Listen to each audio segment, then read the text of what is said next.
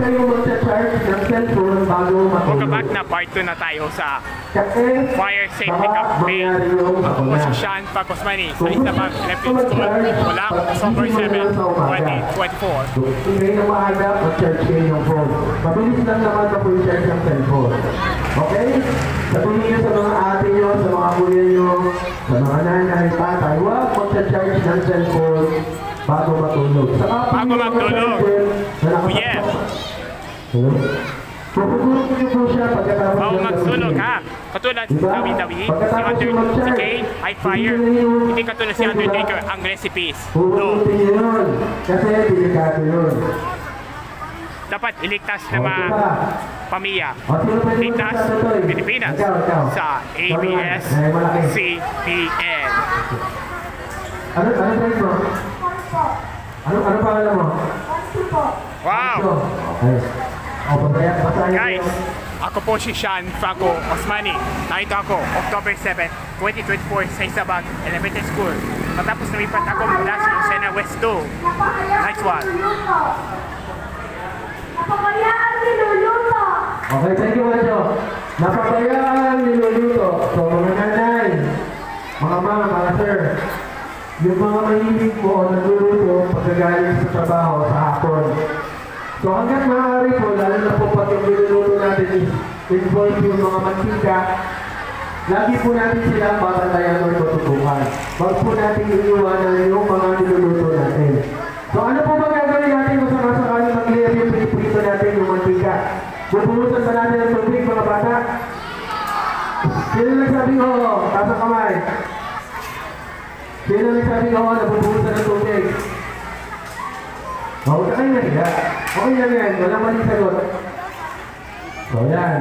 Mga bata, huwag yung bubulusan ng tubig. Kasi ang mantika, pag binulusan ng tubig, lalo siyang lalaki. Ano ba pwede natin gawin? Sino ba alam?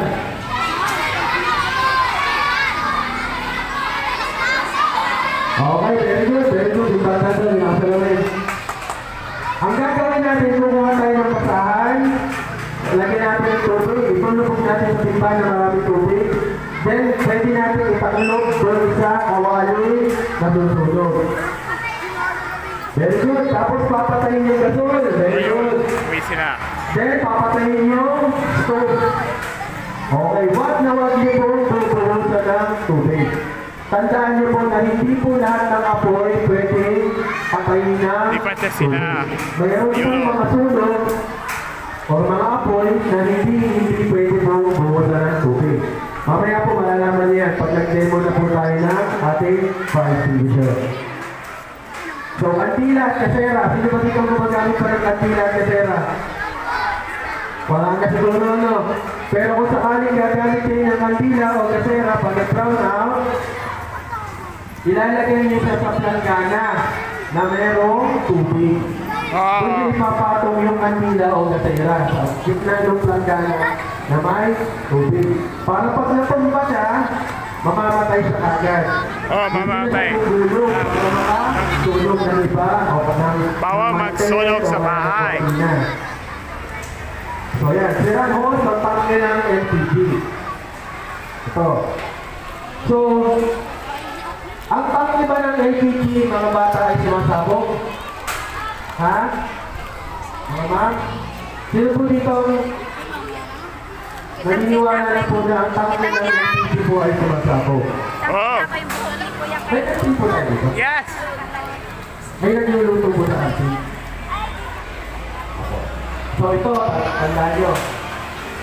Ang tangke po ng LPG, mga bata, mga ma'am, mga sir, ay hindi po sumasabog. Hindi po siya sumasabog.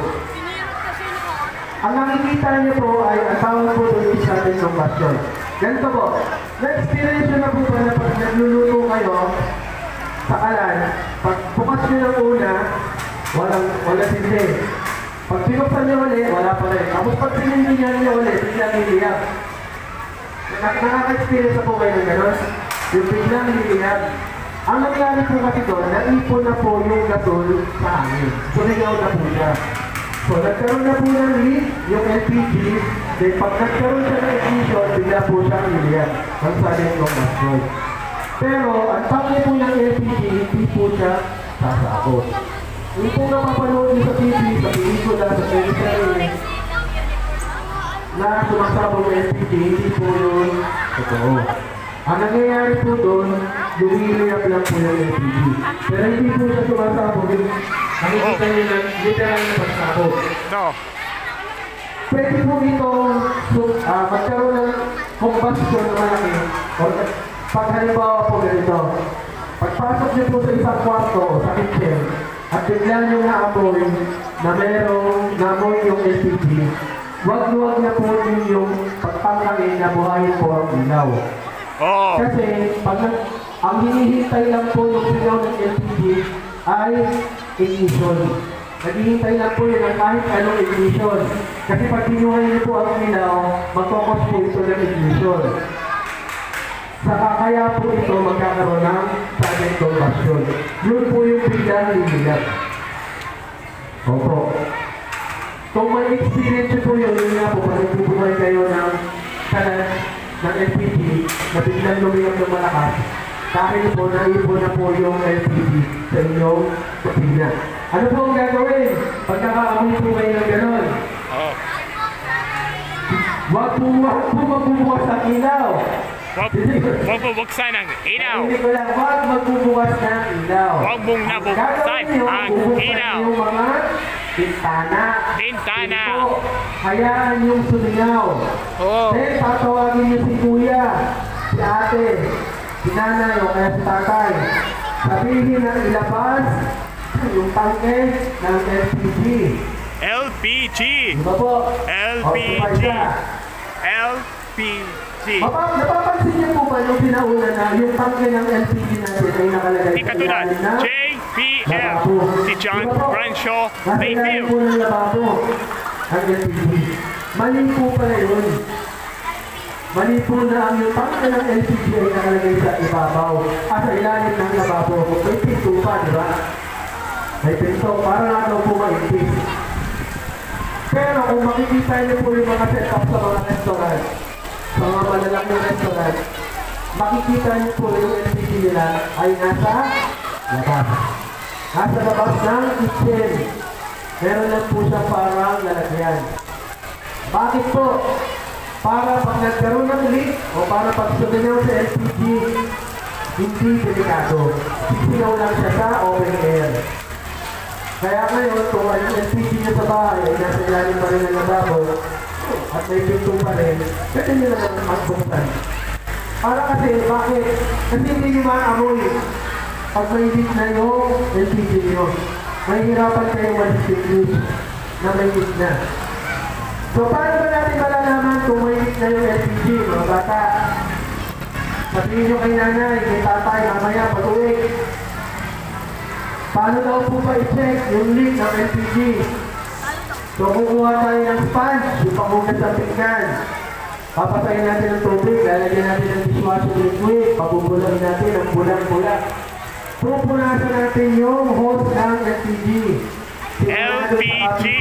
LPG. Papunta doon sa tangke, sa regulator. Pag may LPG. pumula, LPG. may leak, may singaw. Okay, pag may pumula, may leak, may singaw. Huwag na pong tatalian ng interior. Bumili na lang po ng bagong hose. Bakit ba nasisira ang hose? Kasi po sa katagalan.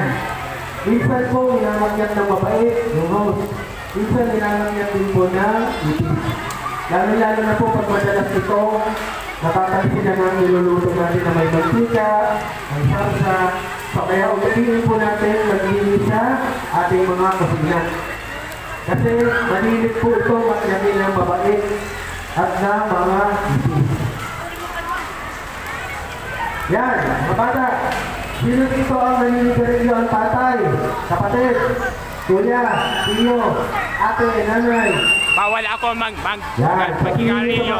Bawal. Bawal. Bawal magkigarilyo. Bawal. Bawal. Sa loob ng bahay. Kung Kapag maninigarilyo sunog man, bahay, sana ay iwasan ang sunog ang sa bahay. tamang pagtatapo ng upos ng sigarilyo. Kasi Pag natapos mo na rin yung minsan, pinatapon na lang yung saan, di ba? Pinik-pinik na lang. Ay, paano kung mapitik sa loob ng bahay? Ito pa. Magkakaroon na? Iwasan ang Ano sunog. gagawin pa rin kasunod? Iwasan po ang sunog. Ano gagawin pa rin kasunod? Ano gagawin pa rin kasunod? Oh, Huwag mo muna tubig. Huwag mong tapatan. Mamaya, tutuloy natin yun. So ito, lakas, mga bata, para sa inyo to. Para sa inyo lahat ito, mga bata. Posporo at lighter na napaglaruan ng mga bata. Isa ito sa common na sabihin ng sunog. O, sino dito ang naglaro ng lighter? Ang tatay nila. Naglaro ng posporo. O. Anong ginawa sa inyo ng tatay nyo? Huwag! Huwag na huwag kayo maglalaro ng lighter o kaya posporo. Baka masunog yung bahay nyo. bawal magsunog sa bahay. Bawal isunog sa bahay.